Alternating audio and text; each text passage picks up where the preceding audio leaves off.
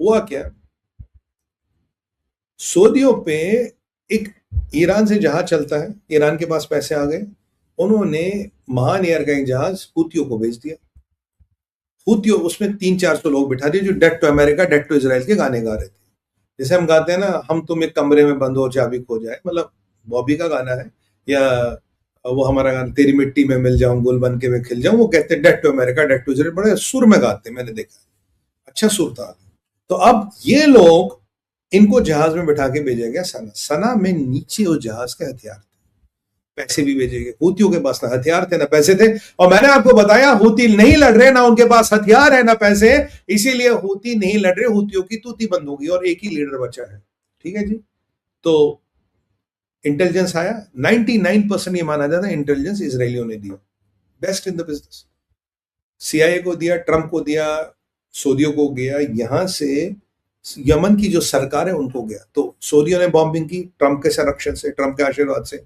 Yemen की सरकार को भी अमेरिका ने बोल दिया बॉम्बिंग कर दो बेटा जाके ये आपके एयरपोर्ट पे, ठीक है, सना के एयरपोर्ट पे बॉम्बिंग कर दो। उन्होंने जहाज किसी एयरपोर्ट पे उतारा, उसके बाद जहाज उड़ा, उसके बाद सऊदियों पे मिसाइलें चली, और कहा पाकिस्तानी दूम दबा के भाग गए, जैसे कुत्ता दो टांगों के बीच में दम दूम रखता ना, नहीं भागता, कह रहे नहीं नहीं हम तो एमओयू कराएंगे।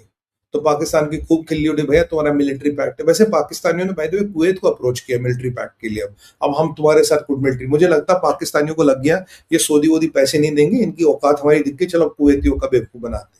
भाई कुवैतियों जरा देख लो, इनके बस का कुछ नहीं, मक्खी नहीं मार सकती है।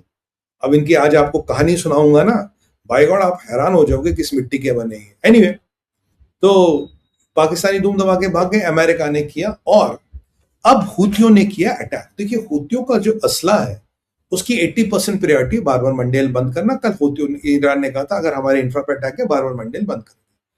पर हूतियों की और ईरान की जिससे ठक हुई पड़ी है वो है इसराइल, कि इसराइल को ट्रंप ने खाली क्यों रखा, इसीलिए तो खाली रखा, इसीलिए तो खाली रखा, तुम बारबर मंडेल बंद करोगे हम तुम्हें वाट लगा देंगे तुम्हारी। तो इसराइल का खाली होने ने डर लगता, और ईरान का डर देखिए आज, ईरान की कमजोरी देखिए, इसराइल को छेड़ने की औकात नहीं रखता। इसराइल को इतना सा नहीं छेड़ता कि भाई मैं जाके इसराइल, क्योंकि पता वो भूखा शेर है, खा जाएगा फाड़ देगा, उसको तंग नहीं करते। इसराइल को पता हमारे पास नौ और नौ ऑप्शन आएगा। सोमालीलैंड में व्यवस्था है। अब हूतियों ने बोला था कि हम सऊदियों के ऑयल बेसिस को अटैक करेंगे। अब सऊदियों के ऑयल बेसिस पे अटैक हुआ, वही वाली बात है, टारगेट किए गए।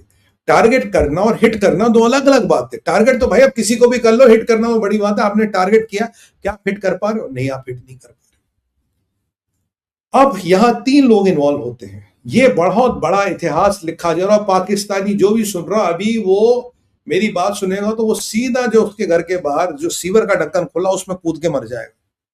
जितने जहादी पाकिस्तान के, भाई सीवर का ढक्कन देखो किसका खुला, उसमें जाकर कूद के मर जाना। हुआ क्या कि अब इजरायलियों ने इंटेल दिया, अमेरिकन ने दिया, काम हुआ। अब जब हूतियों ने अटैक किया तो अब America was busy with the other part of the Iran, they wanted to activate बारबर मंडेल। बारबर मंडेल इंपॉर्टेंट क्यों है भाई, फिर रिपीट कर दो, 22% कंटेनर, 22% ऑयल एंड गैस, और आपका 33% container traffic moves from barber Mendel, तो इसलिए ये इंपॉर्टेंट है।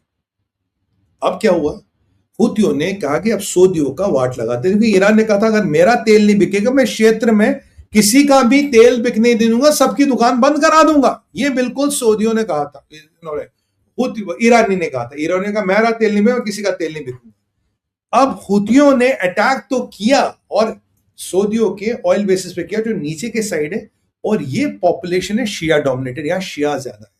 खमेनी भी यहीं से गया था ईरान।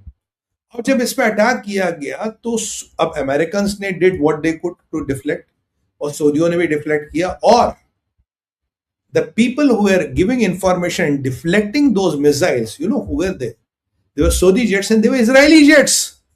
इजराइल के जेट्स अपने इजराइल के एयरपोर्ट से उठते हैं, they were defending Saudi Arabian oil and oil fields from attack of Houthis. अब ये पाकिस्तानियों यहूद बचा रहे हैं सऊदियों को, यहूद बचा रहे हैं नंबर 1 मुसलमानों के फिरके को, प्रॉफिट मोहम्मद साहब के घर को, जो उनका बिल्कुल नंबर 1 फिरका जहां से प्रॉफिट साहब खुद आते हैं, उसको बचा रहे हैं यहूद।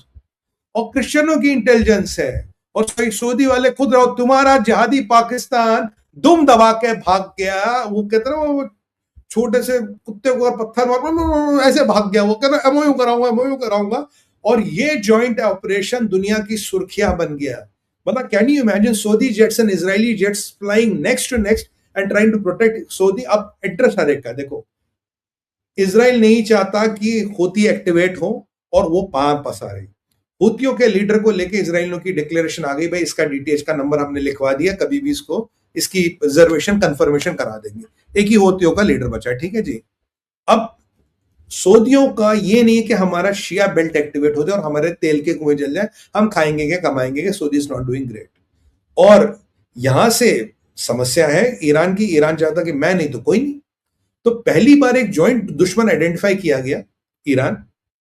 जॉइंट दुश्मन पे इंटेल शेयर किया गया, जॉइंट दुश्मन पे एयर ऑपरेशंस दोनों ने मिलके किए।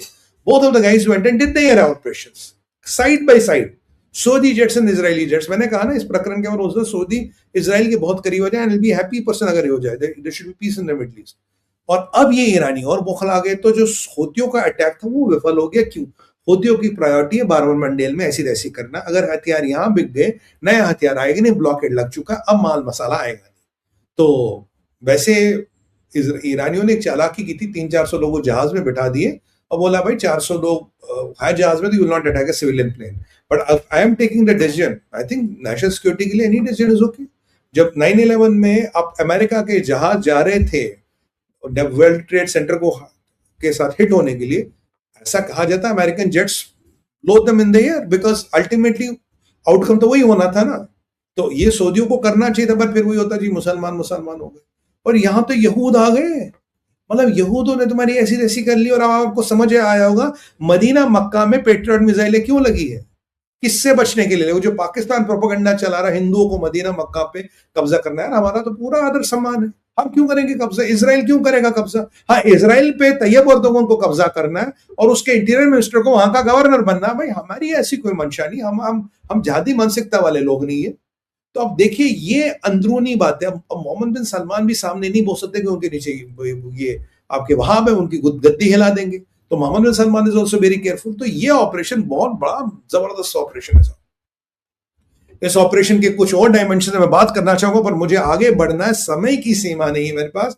आगे चलते हैं और बात करते हैं चाइना की। चाइना की आज बजिया खुल गई है, चाइना की आज वाड़ लग गई है। आज ट्रंप ने कहा कि सीआईए की रिपोर्ट है, इंफॉर्मेशन है, मैं पूरा खुला कर रहा हूं कि 2024 का इलेक्शन, 2020 का इलेक्शन जो ट्रंप हारा था, उसको चाइना ने मैनिपुलेट किया है। चाइना के पास 220 मिलियन अमेरिकन के वोटर फॉर्म्स हैं, यानी कि अमेरिका में 35 करोड़ लोग हैं, यानी कि 22 करोड़ लोगों का data, voter ID, political preference सब चाइना ने चुरा लिया, उनको इन्फ्लुएंस कर दिया। हजारों लोग इन्फिल्ट्रेट करवाए, स्टूडेंट्स इन्फिल्ट्रेट कराए, वेल बॉडीड एबल बॉडीड लोग इन्फिल्ट्रेट कराए, इमिग्रेंट्स इन्फिल्ट्रेट कराए, उनके ड्राइविंग लाइसेंस बनवाए, उनको वोट दिया, मैनेज किया। Hundreds of billions of dollar खर्च किया गया कि डोनाल्ड ट्रंप गद्दी पे ना बैठे।